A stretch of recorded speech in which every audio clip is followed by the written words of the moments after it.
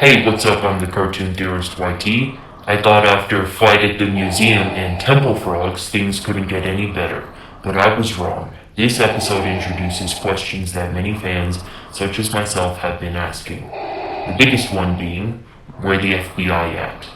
With this episode, we finally get the introduction of Mr. X, voiced by RuPaul, a man who plans to take down the Planter family, even though it's right around Sprig's birthday. Speaking of his birthday, let's celebrate it by watching this video. With that said, let's start the show. So we open up to Jenny doing things on the computer. Some of the keys on the laptop are green, red, and purple. Some fidget spinners are pink, orange, and green. There's a puzzle piece of Dougal, aka their version of Google. We go over to Mr. X. Near him is a bobblehead Elvis alien holding an American flag. Behind it is a machine that has the colors of the Calamity Box. You see Mr. X then talks about why he was named Mr. X. It's revealed that he's called Mr. X due to him dealing with extraterrestrials. Jenny shows on TV an analysis of the Planter family. They're labeled definitely probably aliens. Mr. X remarks that it sounds like some 80s movie junk. Amphibia borrows some tropes from that period. For example, aliens, going to the mall, and the government. There's also a poster that we see later on in the episode saying, "She's so 80s," again another reference. Mr. X compliments Jenny, which made him blush. A knock is heard which reveals Mr. X and Jenny are posing as ice cream truck workers. The kid asks for a popsicle, and Mr. X eats the last one in front of him. It's green, representing how a bite of life was taken away from Marcy by someone more powerful than her, just like the popsicle. He then struggles to close the door. Using Google Maps, they find Thai Go, Anne's parents' restaurant.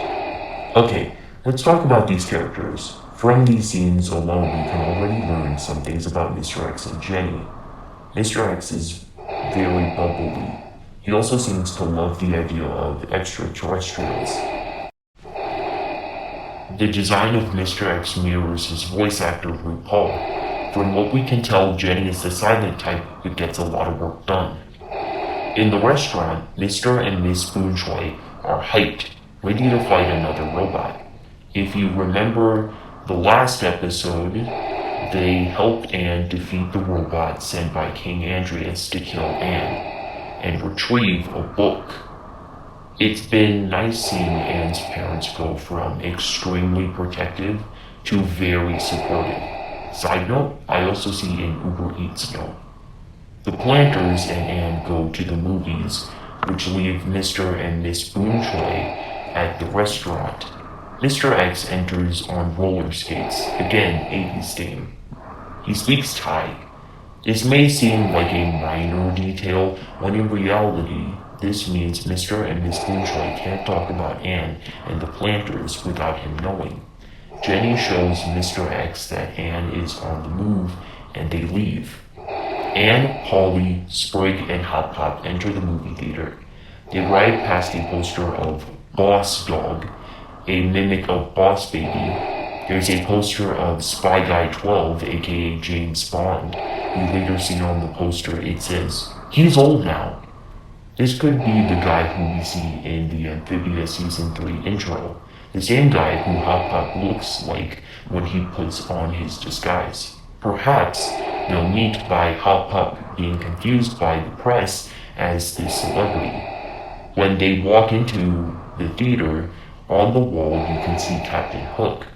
Sasha played Captain Hook in one of their school's plays. He has an eye patch. For those who don't know, there's been a theory floating around the Amphibia fandom that Sasha will lose an eye.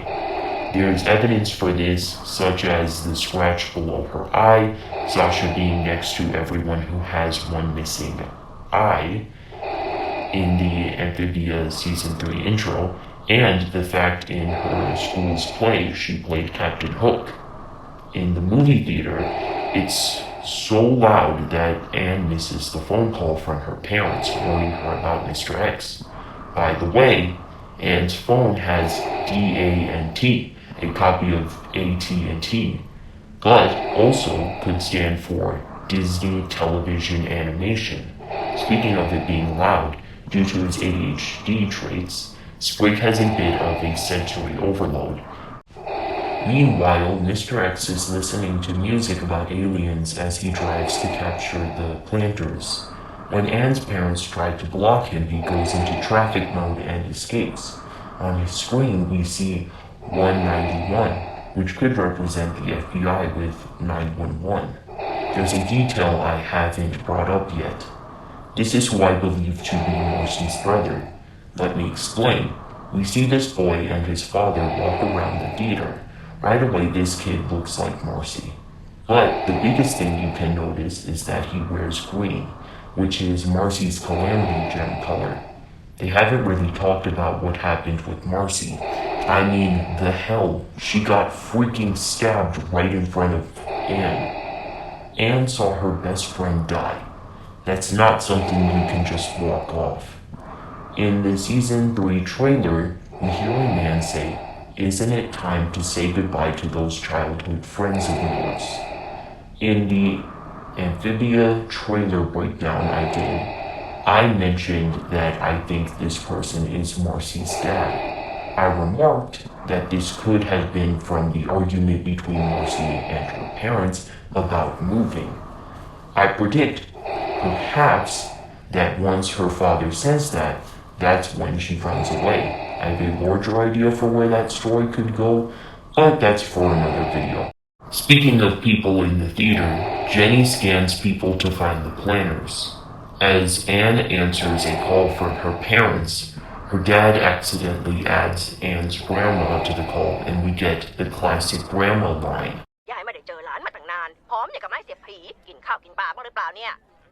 They go to hide in a janitor's closet behind cardboard cutouts. Spider in your home, mimicking Spider-Man Far From Home. There's also Fast Red, a copy of Sonic. Interesting how it's 2 movies that came out in summer. There's a cardboard cutout of Constance, Hunter, and Alistair from the fictional show Love Choice in the janitor's closet. In Love Choice, Constance is the main character, Hunter a half-cyborg, and Alistair a deer-human hybrid. With Alistair's cutout being hidden, it could represent nature, aka possessed Marcy preparing for attack. There's also a cutout of a snowman with an axe. This connects to the upcoming Christmas special with King Andreas possibly showing up.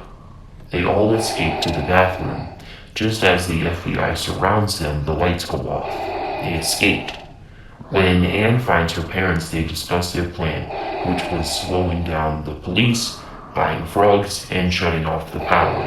It's revealed that the parents put a tracker on Hop Pop, which gets torn off. This could be important for when they start trying to go to other dimensions. But let me know what you guys think in the comments down below. Please be sure to like, subscribe, hit that notification bell to see my videos as soon as they come out. And with that said, question everything.